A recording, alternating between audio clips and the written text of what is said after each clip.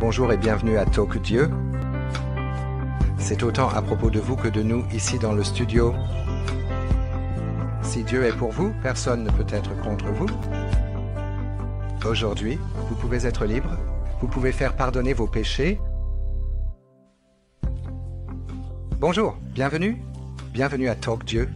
Nous avons 60 minutes très passionnantes pour vous et nous avons un invité merveilleux qui est en fait un très bon ami à moi. Laissez-moi vous présenter tout de suite mon ami, Roger French, qui est pasteur. Roger, nous aimerions dire bonjour aux invités. Merci Richard, c'est un grand privilège et un plaisir d'être ici dans ce programme aujourd'hui. Alors merci de m'avoir invité. Eh bien, c'est un plaisir de vous avoir ici à nouveau. Nous espérons vous avoir dans le futur également.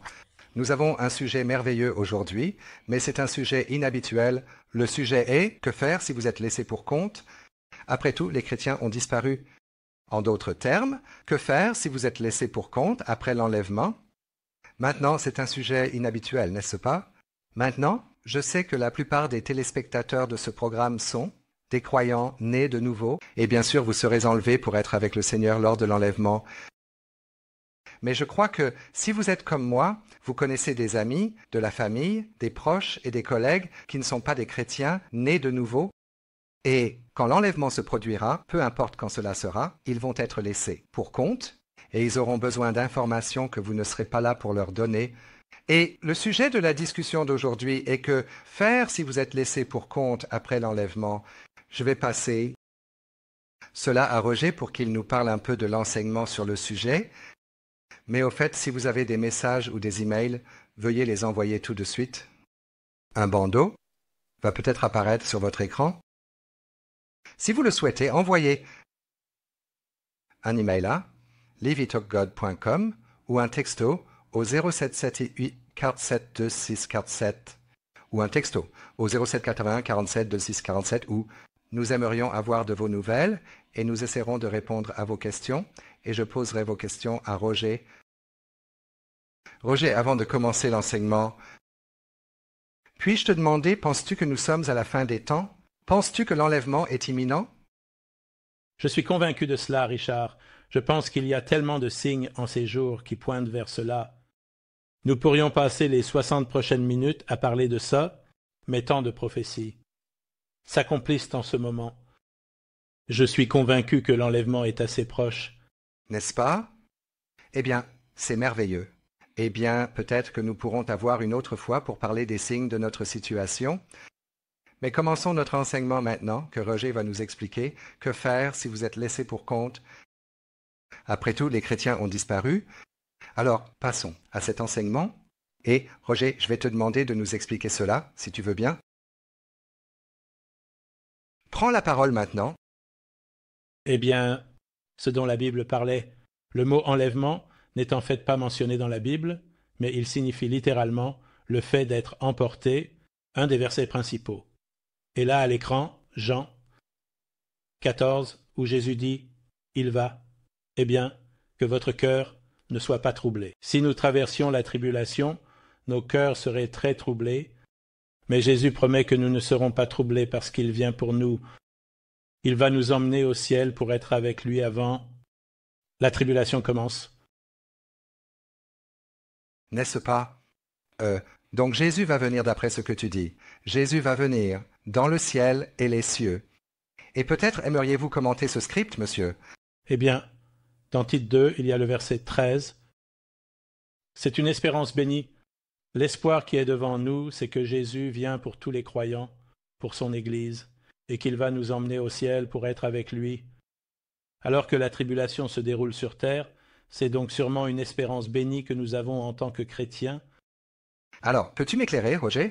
Si nous devions traverser la tribulation, ce ne serait pas une espérance bénie, n'est-ce pas? Ou pour notre famille? Eh bien, la tribulation va être le pire moment que la terre ait jamais connu. Ce sera Dieu qui déversera ses jugements sur tous les incroyants, et particulièrement sur Israël qui ne croit pas. Et ces jugements vont devenir de plus en plus graves pendant la période de 7 ans de la tribulation. Donc c'est vraiment une espérance bénie? Oui, c'est ça. Revenons maintenant à cet enseignement. C'est probablement le passage principal sur l'enlèvement. Et quand Jésus dit qu'il revient qu'il vient dans les nuages, nous savons que ce n'est pas le retour, car nous allons rencontrer Jésus dans les nuages.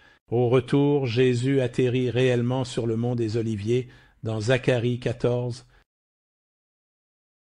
Donc, nous allons écouter le son de la trompette, et nous allons nous élever pour rencontrer Jésus. Les morts en Christ vont ressusciter en premier. Leurs corps vont être réunis avec leurs esprits et leurs âmes, et ceux d'entre nous qui sommes vivants, nous allons aussi nous élever pour rencontrer Jésus. Alors pourrais-tu lire ce passage des Écritures? C'est celui-là.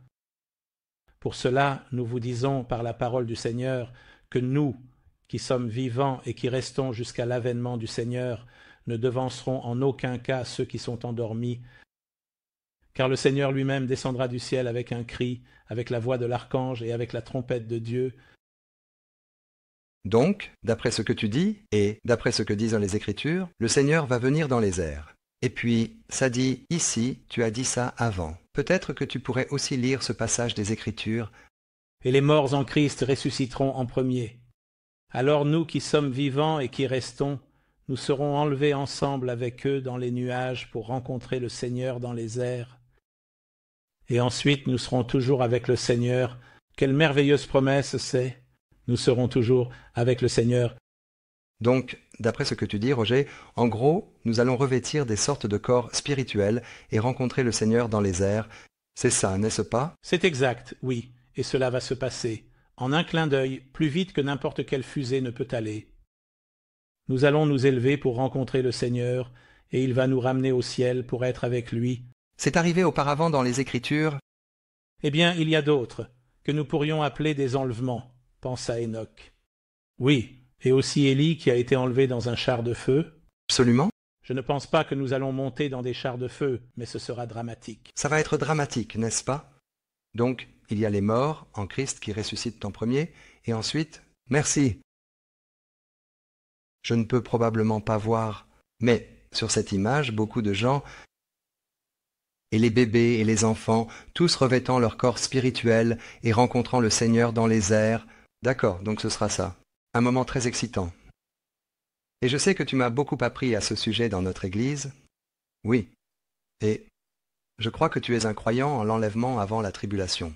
C'est un sujet légèrement controversé, mais tu es un croyant en l'enlèvement avant la tribulation. Eh bien, pour un simple fait, Richard, c'est que la tribulation est le jugement de Dieu sur les incroyants, et il n'y a donc aucune raison pour les croyants de traverser la tribulation, parce que Jésus a pris le jugement de nos péchés sur lui-même, et donc le jugement de Dieu est contre tous les incroyants, et c'est principalement de cela dont il s'agit dans la tribulation. C'est très bien. Peux-tu juste nous expliquer ce graphique, je vous plaît? Eh bien, nous avons vu l'Écriture dans 1 Thessaloniciens 4, que Jésus revient, nous allons le rencontrer dans les airs. Nous allons être au ciel avec Jésus pendant 7 ans, et pendant que la tribulation se déroule sur terre. 2 choses vont se passer au ciel. Pendant ce temps, les croyants recevront leur récompense. Et aussi le festin de noces de l'agneau aura lieu. Et puis Jésus revient et tous les saints reviennent avec lui. Nous serons sur nos chevaux blancs.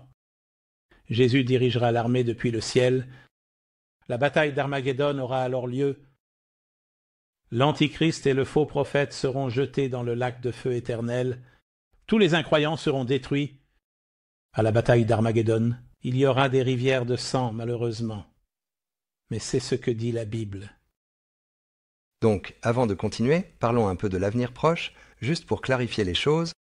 Pendant la tribulation de 7 ans sur terre, l'Église sera au ciel. C'est bien ça. Certainement, oui, c'est ce que je crois fermement. Mais il n'y a aucune raison pour nous d'être sur terre. D'accord, très bien. Alors, voici une question que nous aimerions beaucoup entendre, ce que vous avez à dire sur le sujet. Que va-t-il se passer immédiatement, après l'enlèvement? Eh bien, il y aura 3 séries de jugements.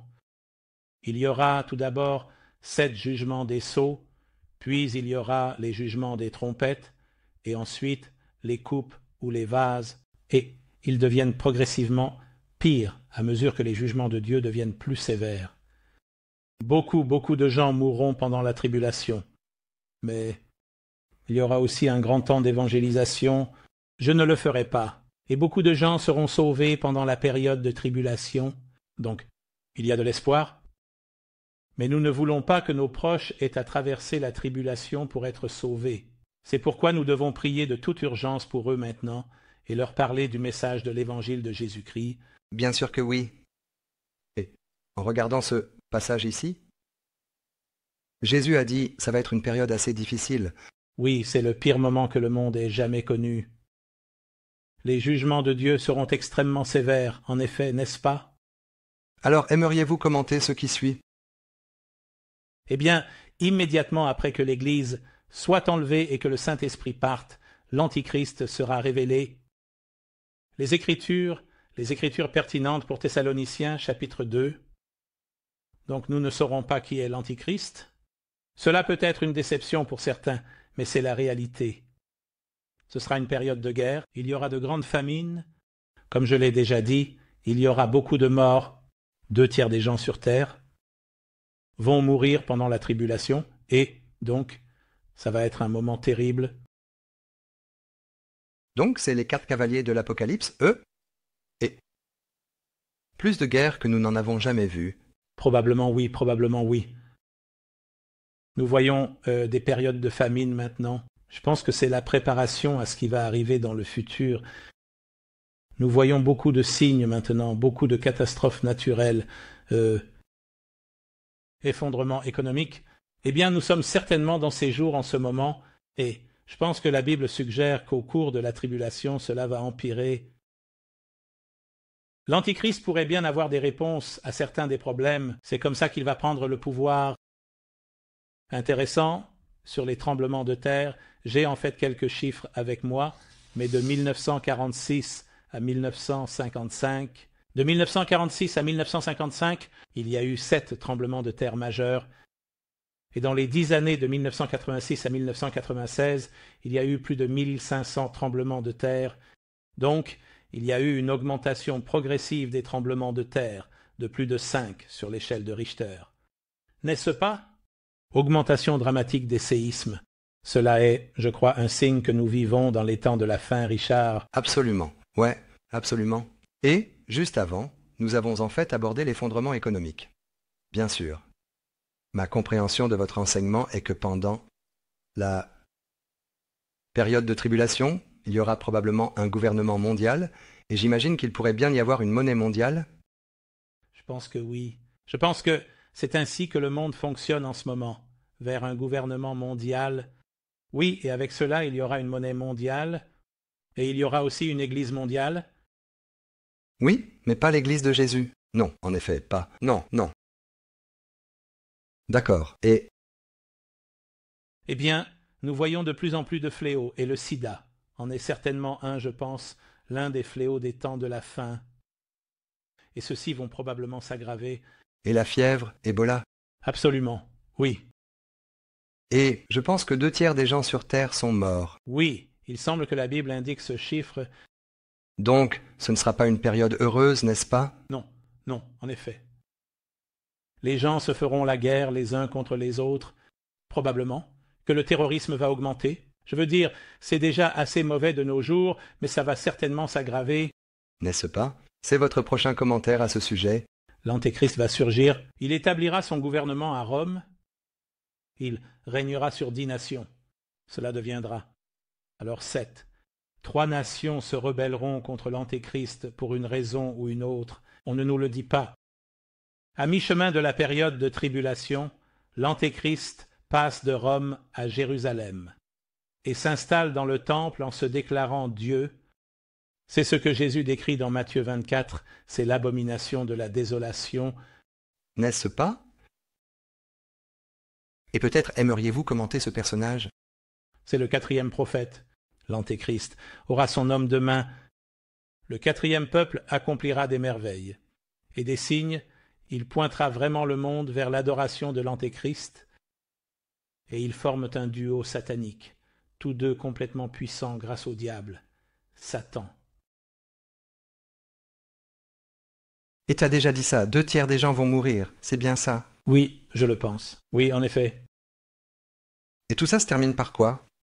Eh bien, quand Jésus reviendra, j'ai mentionné que la bataille d'Armageddon aura lieu dans la vallée de Megiddo et tous les incroyants mourront lors de cette bataille et l'Antéchrist et le faux prophète iront directement dans le lac de feu, leur destination éternelle. Telle est l'ampleur de leur méchanceté. N'est-ce pas? Alors, Roger, c'est une chose plutôt décourageante à présenter à nos téléspectateurs. Que va-t-il se passer après notre disparition? Alors peut-être qu'on peut avoir une petite discussion entre nous. Quoi? Qu'est-ce que tu veux dire? C'est une chose terrible à laquelle les gens doivent faire face. Pendant les 7 prochaines années, ce sera la pire période que le monde ait jamais connue. C'est bien ça? C'est exact. Oui, il n'y a aucun doute là-dessus. Cependant, on a de bonnes nouvelles pour nos téléspectateurs. Eh bien, en tant que chrétiens, je pense qu'on doit préparer des choses pour les incroyants que nous connaissons dans nos familles, nos amis, peut-être des collègues de travail, et peut-être qu'on devrait commencer à réfléchir aux choses que nous devrions laisser, expliquant peut-être ce qui s'est passé lorsque l'Église et les chrétiens ont disparu, expliquant pourquoi, de quoi il s'agit dans la tribulation, n'est-ce pas? Vraiment encourager les gens à lire le livre de l'Apocalypse où tout est expliqué. Le livre de l'Apocalypse est écrit dans un ordre chronologique et les gens pourront identifier exactement ce qui se passe du livre de l'Apocalypse. En tant que chrétiens, nous devons être remplis de l'Esprit Saint en ces jours. Nous devons dire aux gens la vérité du message de l'Évangile sur Jésus. Donc il y a des choses que nous devons faire, je pense, de toute urgence. Donc c'est très pratique, n'est-ce pas, de se préparer pour l'enlèvement? Je le crois. Oui. Je pense qu'on doit avoir un esprit et un cœur pour les incroyants. En ces jours, en gardant à l'esprit le terrible moment qu'ils vont devoir affronter, nous voulons qu'ils soient sauvés. Et donc, nous pouvons faire des choses maintenant pour préparer le chemin. Préparer le chemin. Alors ce que nous allons faire maintenant, c'est que tu as suggéré quelque chose que les gens pourraient faire. Après l'enlèvement, alors regardons ton enseignement à ce sujet. Des choses à faire après l'enlèvement, n'est-ce pas? Tu l'as déjà mentionné. Oui, je pense que c'est important. Je pense que les chrétiens devraient également lire le livre de l'Apocalypse pour comprendre ce qui est sur le point de se passer, la terre, n'est-ce pas?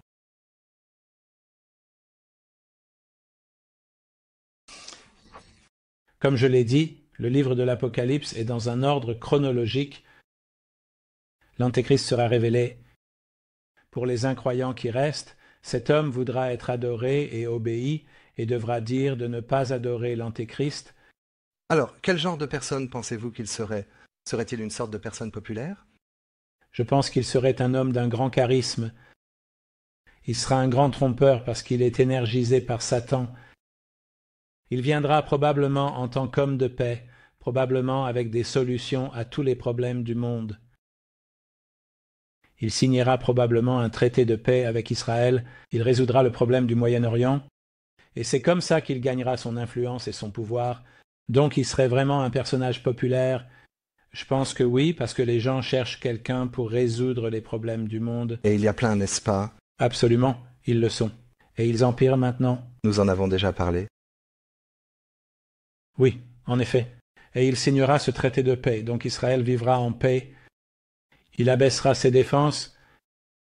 Et Ézéchiel 38-39 parle d'une invasion par la Russie et un certain nombre d'autres nations. Et cette invasion aura lieu parce qu'Israël a abaissé ses défenses. À la suite du traité de paix avec l'Antéchrist. Alors, peux-tu m'éduquer? Je pense que cette écriture ici fait référence à l'Antéchrist le présentant comme un traité de paix, protégeant Israël de ce que nous ne pouvons pas. Oui, c'est le contexte de ce passage dans Daniel 9 qui parle de l'Antéchrist et de ce qu'il ferait. Pourrais-tu nous parler de ce troisième temple? Eh bien, ça pourrait très bien être le cas. Nous ne savons pas. Mais nous savons que le temple à Jérusalem sera reconstruit d'ici le milieu de la tribulation, parce que l'Antéchrist ira s'y installer et le faux prophète élèvera statue en l'honneur de l'Antéchrist. Il se pourrait que lorsque l'Antéchrist signera le traité de paix avec Israël, une partie de cet accord sera de permettre la reconstruction du temple, et nous savons que les plans sont déjà en place et qu'avec la technologie moderne, il ne faudrait pas longtemps pour reconstruire le temple. Alors peut-être aimeriez-vous commenter cela? Eh bien, nous devons dire à nos incroyants qui restent, nos amis et nos proches, de ne pas adorer l'Antéchrist. Il veut être Dieu, mais il n'est pas Dieu. Il est énergisé, il est l'agent de Satan. Le 4e prophète sera, comme je l'ai dit, son homme de main. Il dirigera une église mondiale qui ne sera pas une église chrétienne, et il essaiera de gagner tout le monde ou influencer tout le monde à adorer l'Antéchrist. Es-tu prêt à commenter sur la fin de tout cela? Oui, ce sera leur fin lors de la bataille d'Armageddon. Donc ils ont tous les deux... c'est une fin horrible, oui, en effet. Et, Kelly, aimerais-tu commenter sur ces 2 témoins? Oui. Eh bien, Dieu élève 2 témoins qui vont ministérer et évangéliser principalement à Jérusalem. Ils auront une période de ministère de 3 ans et demi. À la fin de ces 3 ans et demi, l'Antéchrist et ses forces les mettront à mort. Leurs corps seront étendus dans les rues de Jérusalem pendant 3 jours et demi, puis ils seront ressuscités, ramenés à la vie, et ils seront enlevés. Ils seront enlevés au ciel. Donc nous avons encore un autre cas d'enlèvement. D'accord. Pourriez-vous également commenter sur ces 144 000 personnes juives? Eh bien, Dieu va aussi lever 144 000 évangélistes juifs dans l'Apocalypse 7. Dieu lui-même les scellera, ils seront protégés par Dieu et ils iront à travers le monde évangéliser. D'accord. Et donc, grâce au ministère des 2 témoins et des 144 000 évangélistes, ainsi qu'au travail du Saint-Esprit, beaucoup de gens seront sauvés. Donc, ce n'est en fait pas que de mauvaises nouvelles. Non, non, beaucoup de gens. Ce sera une période de grand évangélisme. Pendant la période de la tribulation, et l'autre chose, c'est ce nouvel ordre mondial. Il y aura un nouvel ordre mondial. L'Antéchrist sera à la tête de ce nouvel ordre mondial. Je crois que le monde travaille actuellement vers ce gouvernement mondial. Parce que nous entendons des politiciens de nos jours parler du nouvel ordre mondial. Oui, et vous l'entendez fréquemment? Coupé def. Oui, en effet, et le mot global, gouvernement mondial. C'est exact. Tout va dans ce sens. D'accord. Donc maintenant, nous allons parler des choses pour que les gens ne fassent pas. En fait, vous aimeriez nous guider à travers cette petite section. Eh bien, je l'ai déjà dit, je le réaffirme, ne vénérez pas l'Antéchrist. Ne prenez pas la marque de la bête. L'Apocalypse parle de la marque de la bête. Ce sera probablement une puce. Ce sera soit sur le front, soit sur la main droite. Le nombre 666 représente le nombre de l'homme, de l'humanité. Donc c'est totalement humaniste. Et vraiment prendre la marque de la bête sera un reniement de Dieu. Et je pense que cela déterminera la destination éternelle d'une personne, que si elle prend la marque de la bête, sa destination sera l'enfer. Et le lac de feu éternel. Donc, ne prenez pas la marque de la bête. Cela pourrait permettre aux gens d'acheter de la nourriture à cette époque, mais nous devons penser aux conséquences éternelles. Donc, il y a une petite image de ce que cela pourrait être à l'arrière de votre main, et je crois que cette technologie est déjà disponible. Je le crois aussi, et certains pays l'expérimentent déjà, et ils l'implantent dans des animaux pour suivre leur déplacement. Et est dit ici que si quelqu'un vénère la bête, et son image, et reçoit sa marque sur son front ou sur sa main, il boira aussi du vin, de la colère de Dieu, qui est versé plein de force dans la coupe de son indignation. Et il sera tourmenté par le feu et le soufre en présence des saints anges et en présence de l'agneau. Donc c'est vraiment très sérieux. Peut-être aimeriez-vous souligner de ne pas prendre la marque de la bête. Oui, ne la prenez pas.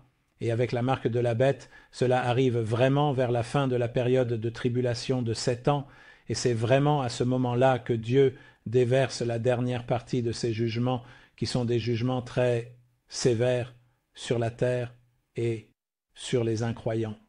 Donc, bien que ce soit un sujet très désagréable, nous ne savons pas comment nous y attarder, la Bible dit en fait que ceux qui prennent la marque de la bête, leur destin sera finalement le lac de... Je le crois, oui, sans aucun doute.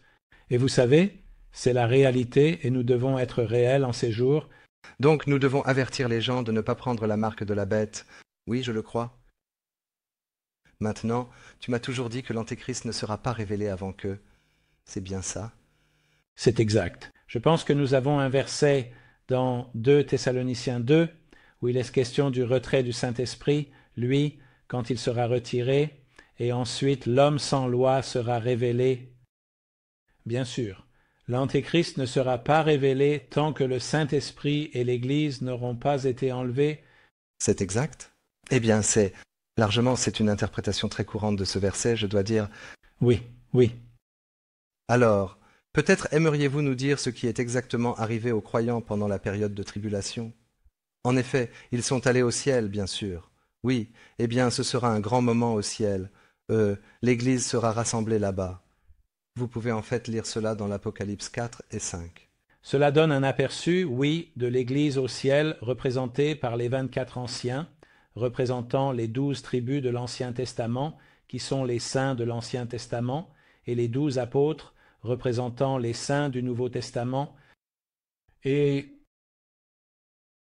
les croyants apparaîtront devant le tribunal de jugement, le tribunal de Christ, où leurs œuvres seront jugées, et nous recevrons nos récompenses avec des couronnes. Il est dit ici que Jésus n'a pas prévu que l'Église traverse la tribulation. Il y a un verset assez clair là. Je peux pas lire. D'accord.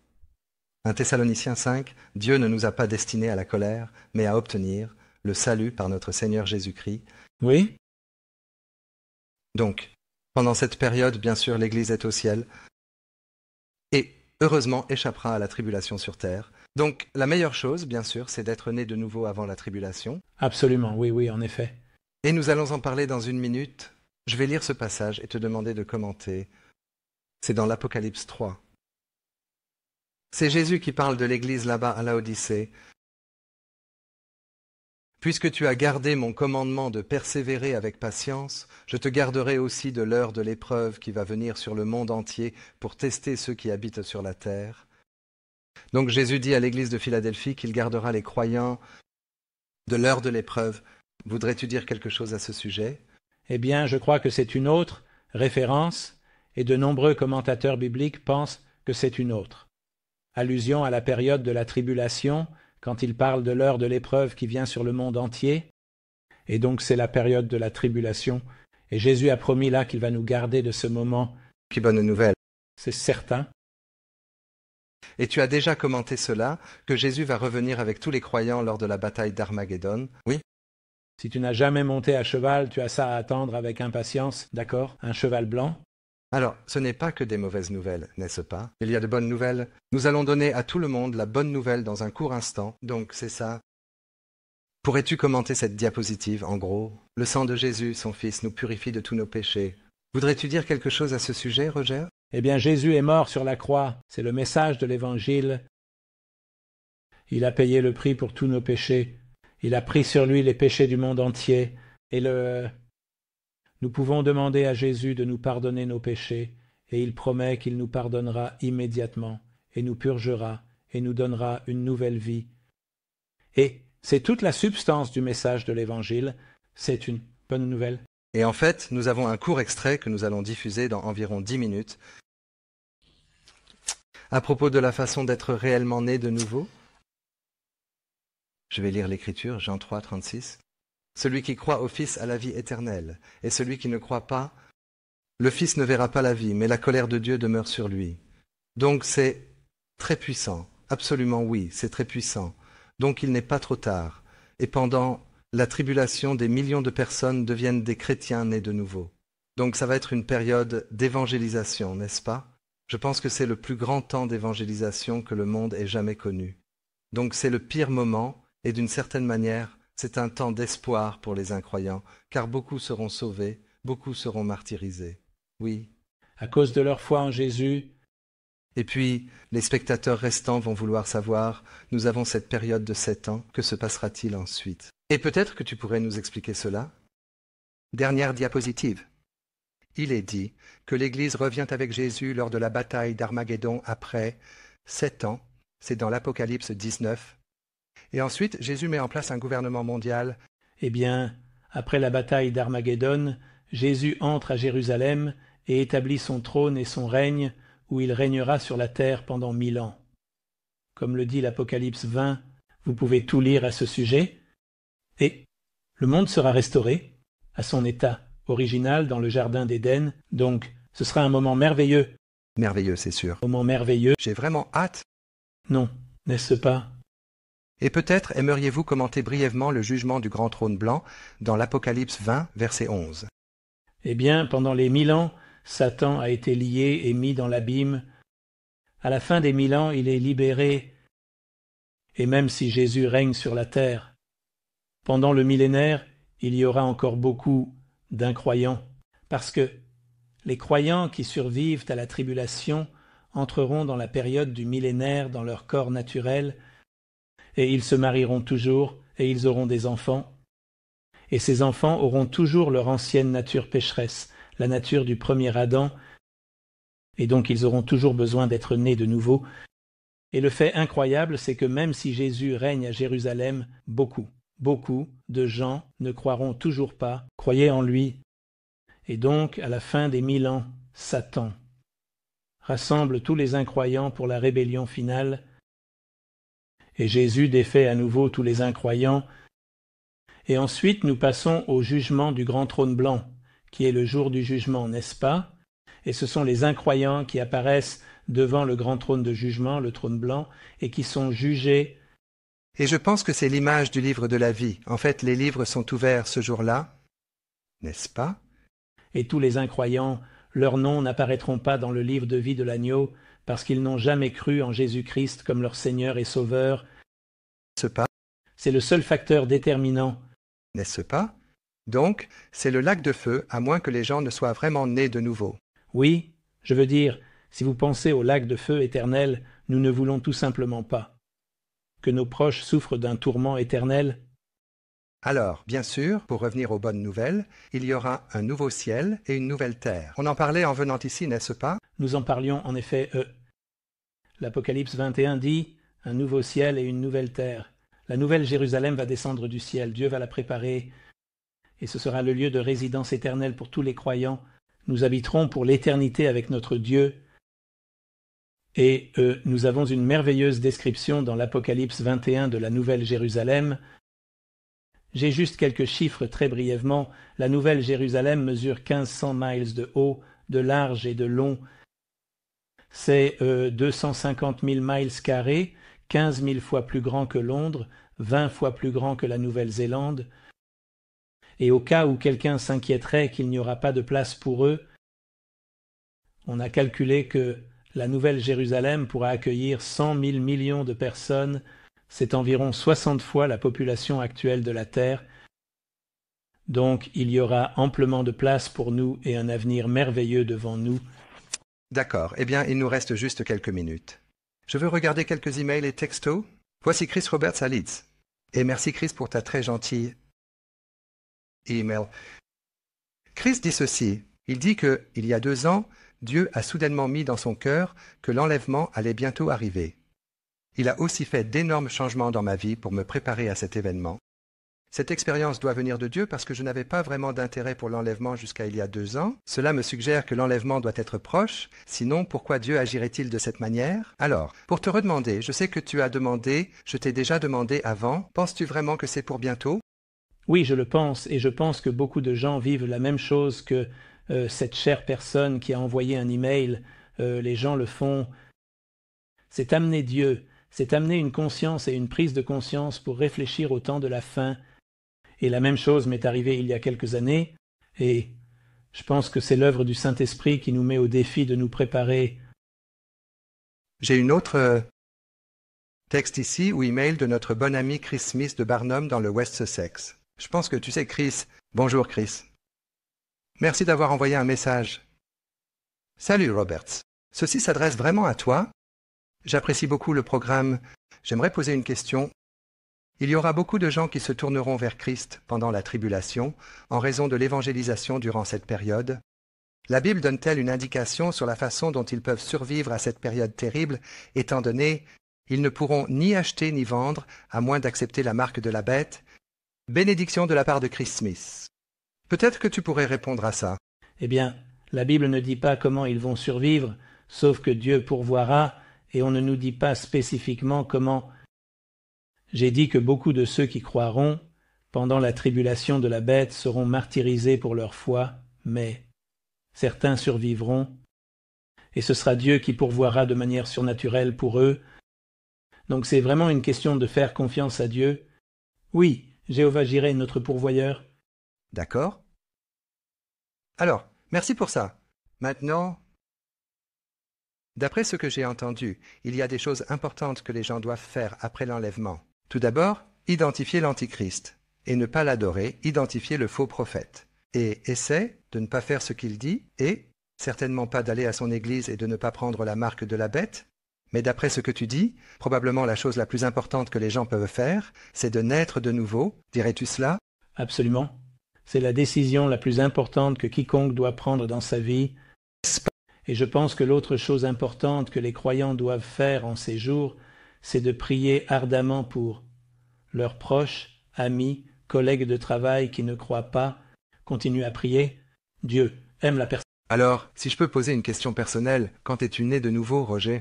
Je suis né de nouveau il y a 30 ans, en 1980, et c'était le meilleur jour de ma vie, sans aucun doute.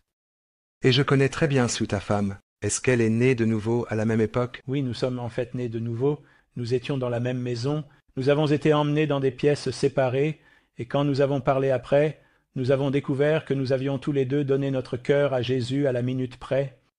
Donc, nous sommes toujours reconnaissants pour cela. Ce qui t'est arrivé est très similaire à ce qui est arrivé à moi et à Val. C'était le cas. Oui, nous sommes nés de nouveau le même jour aussi. Ouais. Donc, toute personne qui regarde cela, peut-être, que l'enlèvement a déjà eu lieu et que vous avez obtenu une copie de ceci.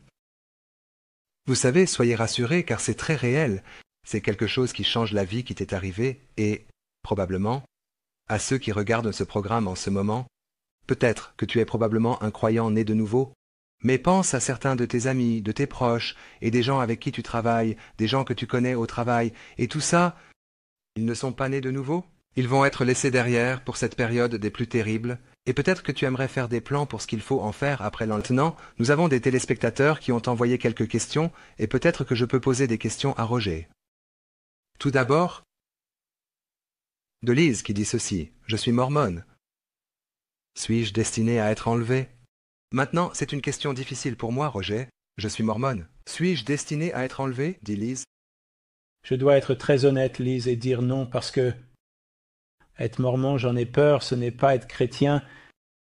Et donc je dois dire que tu es un non-croyant, et tu dois croire en Jésus, qu'il est le Fils de Dieu, qu'il est mort pour toi, afin que tu puisses être pardonné de tes péchés. Et donc, tu dois réfléchir à cela, Lise. Et ma réponse est, encore une fois, non, tu ne seras pas enlevé, tu traverseras la tribulation à moins que tu ne crois en Jésus et que tu ne lui demandes d'entrer dans ta vie en tant que Seigneur et Sauveur.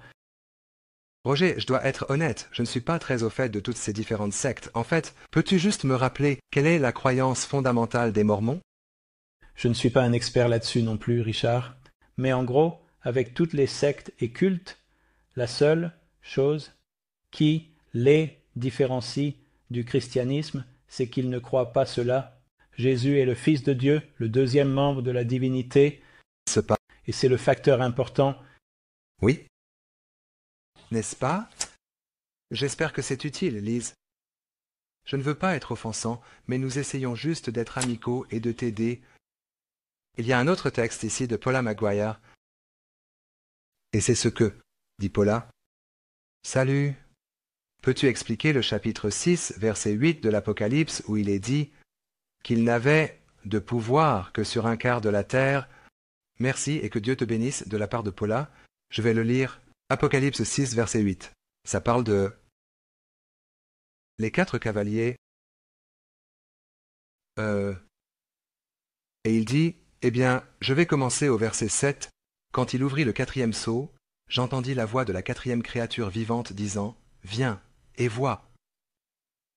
Alors je regardai, et voici un cheval pâle, et le nom de celui qui était assis dessus était la mort, et Hadès le suivait, et le pouvoir leur fut donné, sur un quart de la terre, pour tuer par l'épée, par la faim, par la mort, et par les bêtes de la mer, les bêtes de la terre. Et la question que soulève Paula est que cette quatrième, bête appelée la mort, et Hadès apparemment n'a de pouvoir que sur un quart de la terre. Et Paula dit, as-tu des commentaires sur ce verset en particulier? Roger, oui, parce que, comme je l'ai dit plus tôt, les jugements de Dieu deviennent progressivement pires, et c'est le quatrième jugement, le quatrième sceau.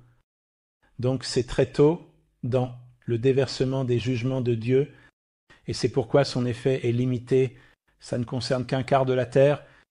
Au fur et à mesure que les jugements deviennent plus sévères, en continuant à lire l'Apocalypse jusqu'à l'Apocalypse 19, tu vois que les jugements affectent de plus en plus la terre, jusqu'à ce que, dans la série finale de jugements, ils affectent toute la terre. Donc les jugements viennent progressivement de Dieu. Donc, en gros, ce dont nous avons parlé, juste pour montrer cette image, c'est que nous avons vraiment parlé de Jésus. Et d'après ce que tu nous as dit, cette période de tribulation, c'est le jugement de Dieu sur la terre, et les croyants vont être enlevés de la terre avant la tribulation, lors de l'enlèvement. Et tu crois que cela va se produire très bientôt? Oui, en effet, Richard, oui. Nous devons nous rappeler que Dieu est 100% juste et il doit juger les péchés du monde, et c'est de cela qu'il s'agit dans la tribulation.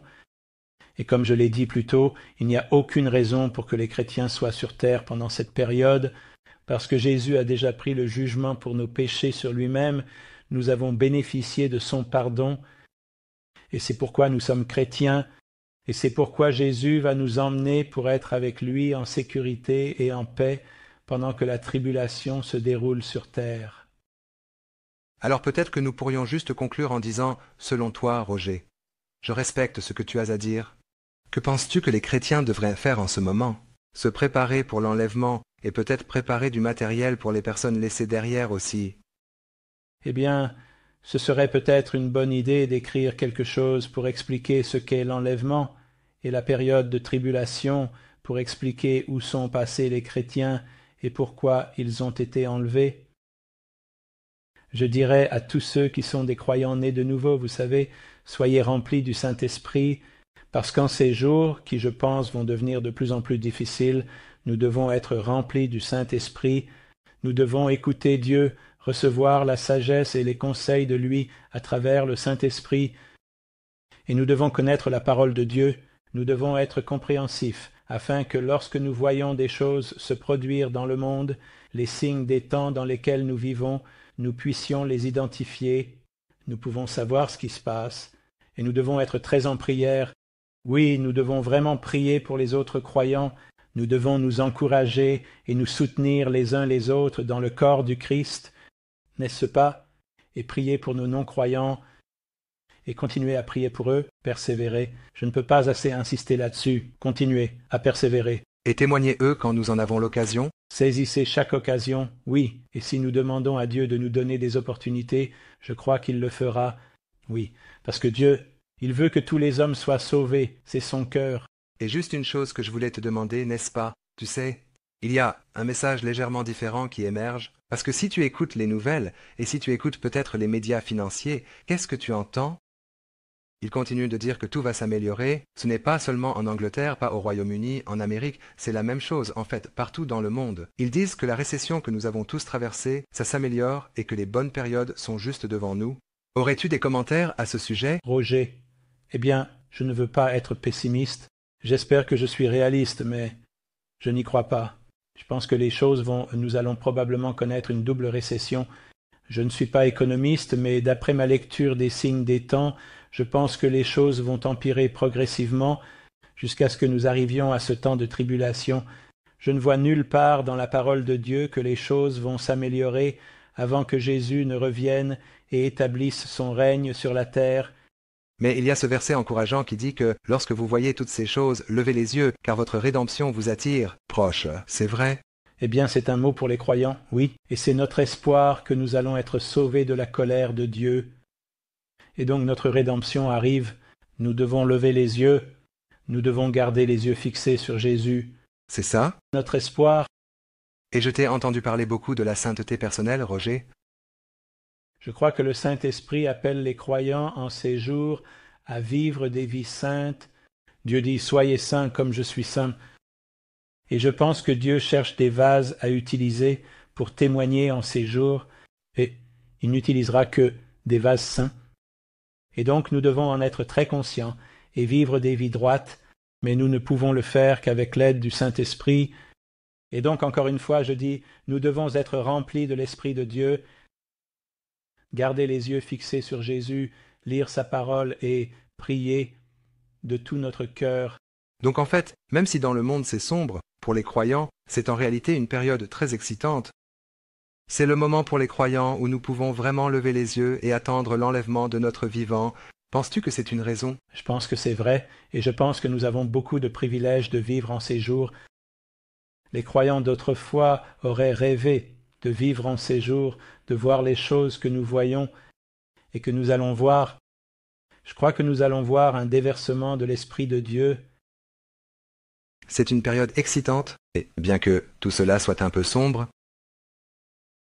dans les nouvelles, à la télévision et peut-être dans les journaux, en fait, pour les croyants, c'est en réalité une très bonne nouvelle, n'est-ce pas? Oui, je le crois. Oui? Et nous devons réfléchir, ou je dois réfléchir très attentivement au genre de message que je peux laisser derrière moi pour les personnes que je connais qui ne sont pas athées. Et je sais qu'en tant qu'Église, vous faites beaucoup à ce sujet. Oui, nous le faisons.